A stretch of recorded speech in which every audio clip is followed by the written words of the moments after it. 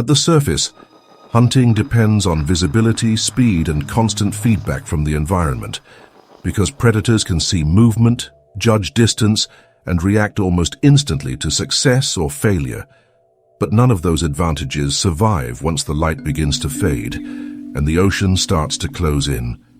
As depth increases, vision loses value.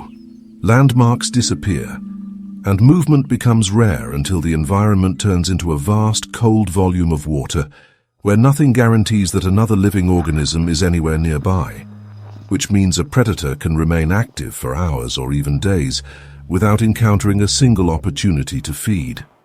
In this world, energy is no longer something you spend freely in exchange for action, because every movement has a measurable cost, and every decision slowly drains reserves that may take weeks or months to recover, if recovery is possible at all.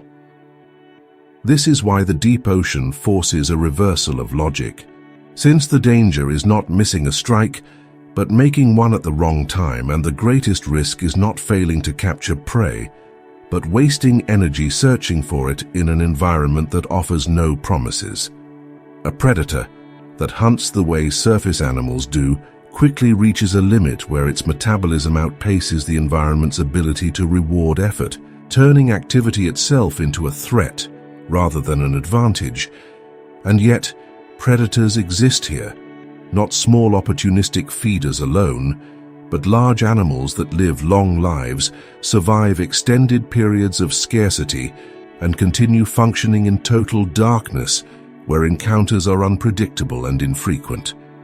That survival is not accidental, and it is not the result of superior strength or speed, but of a system built around restraint, efficiency, and patience, where waiting often produces better outcomes than searching, and where success depends on minimizing loss rather than maximizing gain. Once this rule becomes clear, the deep ocean stops looking like a hostile void and starts revealing itself as a place governed by strict economics, where predators endure not by overcoming emptiness, but by adapting perfectly to it. Everything in the deep ocean is controlled by a single rule, a rule so strict that it overrides size, strength, and even intelligence, because down here survival is not about how much energy you can generate, but about how little you can afford to lose. In the surface world, predators live under a logic of abundance, where food appears often enough that failure is tolerated and movement is rewarded. But in the deep sea, the system flips completely, since encounters are rare and the environment does not compensate mistakes. This creates a simple but brutal equation. If the energy spent hunting exceeds the energy gained from eating, the predator is already dead, even if that death takes weeks to arrive. That means deep-sea predators are not optimized to chase, pursue, or overpower prey in the traditional sense, because those strategies assume frequent opportunities and quick payoffs, assumptions that collapse in an environment where prey may drift past only a few times per year. Instead, the entire system is governed by conservation, where the safest move is often not to move at all, and where reducing metabolic demand matters more than increasing offensive capability.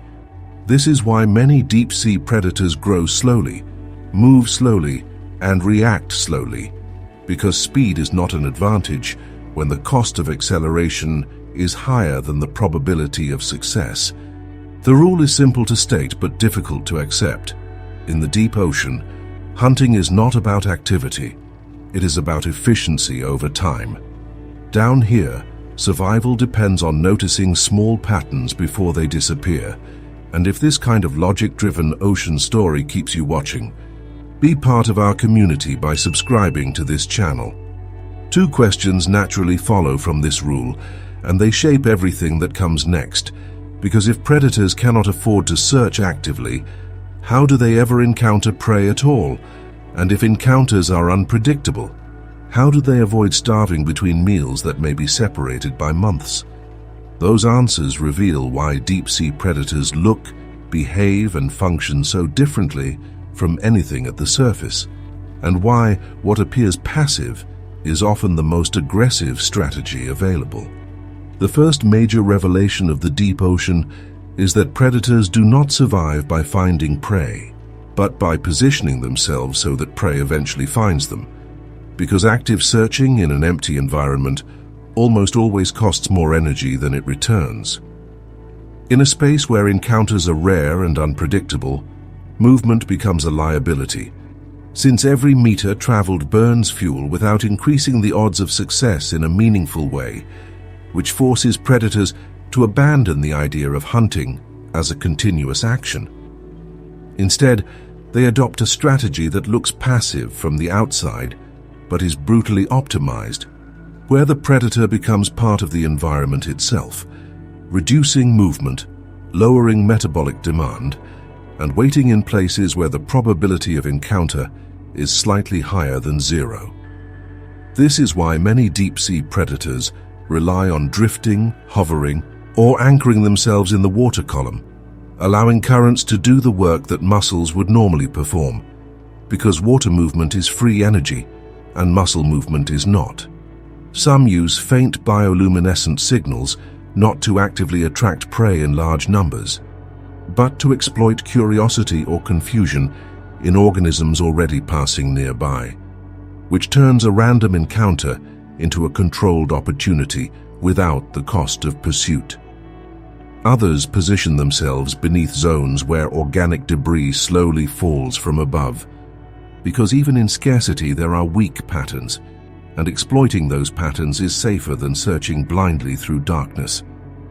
The key shift is that success is no longer measured by how often a predator attacks, but by how rarely it has to, since a single well-timed capture can sustain an animal for weeks or months if it avoids unnecessary movement in between. This creates a strange inversion of power, where the most effective predators are often the ones that appear almost inactive, blending into the water, conserving energy, and waiting for probability to do what speed cannot. The deeper you go, the clearer this becomes, because in a system ruled by scarcity, patience is not a personality trait, it is a survival mechanism. As this rule scales up, the deep ocean reveals something even more counterintuitive, because once movement is minimized and encounters become rare, time itself replaces speed as the main hunting advantage. At extreme depths, predators are no longer operating on minutes or hours, but on days, weeks, and sometimes months, which means their bodies are not designed for bursts of action, but for endurance under long-term deprivation. Metabolism slows down, digestion stretches over long periods, and tissues are built to conserve energy rather than to deliver power, creating animals that can afford to wait far longer than any surface predator could survive without food. This changes the meaning of a successful hunt, since one capture does not fuel the next chase, but instead funds survival across long empty intervals where nothing happens at all.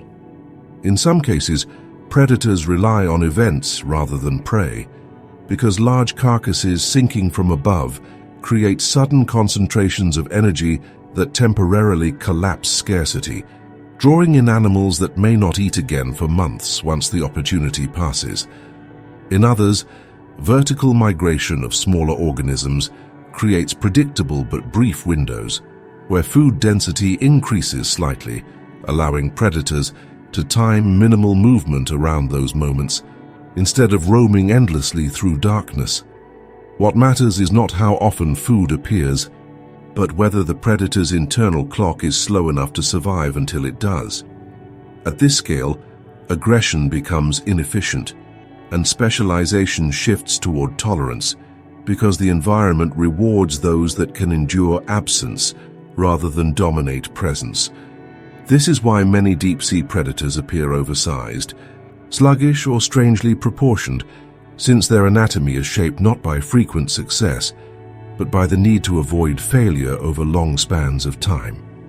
Once you understand this, the deep ocean stops resembling a battlefield and starts looking more like an economic system under permanent recession, where survival belongs to those who can operate at the lowest possible cost for the longest possible time. And that logic sets the stage for an even stranger outcome, because when waiting becomes this extreme, the line between predator and scavenger begins to blur. At the extreme end of this system, the logic of predation reaches a point where the act of hunting itself almost disappears, because the environment rewards not the best hunters, but the best survivors of long, empty intervals. Here, the most successful predators are no longer defined by how they capture prey, but by how completely they can endure the absence of it, since the rare moments of abundance arrive without warning and disappear just as fast. When a large carcass sinks from the surface, the rules temporarily collapse because an enormous amount of energy enters a system built around scarcity, creating a short-lived window where dozens of animals converge on the same resource.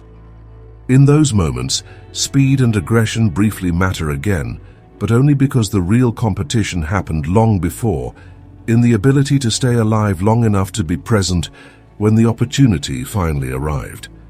This is the paradox of the deep ocean, because predators that appear inactive, slow, or inefficient during normal conditions suddenly become perfectly adapted during these rare events, not by changing behavior, but by already being optimized for waiting.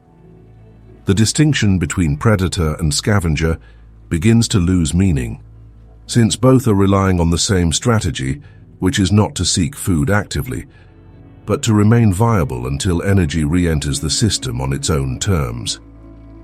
At this point, the rule reveals its most unsettling conclusion, because survival is no longer about dominance, intelligence, or precision, but about tolerance for uncertainty stretched across time spans that surface ecosystems never demand. In a world like this, the dead feed the living wait for the dead, and success belongs to those that can afford to do almost nothing for very long periods without crossing the line into starvation. This is not a failure of hunting, but its final transformation, where predation becomes less about action and more about positioning within an energy flow that cannot be controlled, predicted, or accelerated. And once hunting reaches this state, the deep ocean reveals what it truly is, not a place where predators struggle against impossibility, but a system where impossibility defines the only strategy that works. After everything we've seen, it's natural to assume that deep-sea predators are masters of extreme hunting techniques, animals that survive because they evolved smarter ways to capture food in an impossible environment. But the real twist is that many of them are not surviving because they hunt well. They survive because the system does not require them to hunt often at all.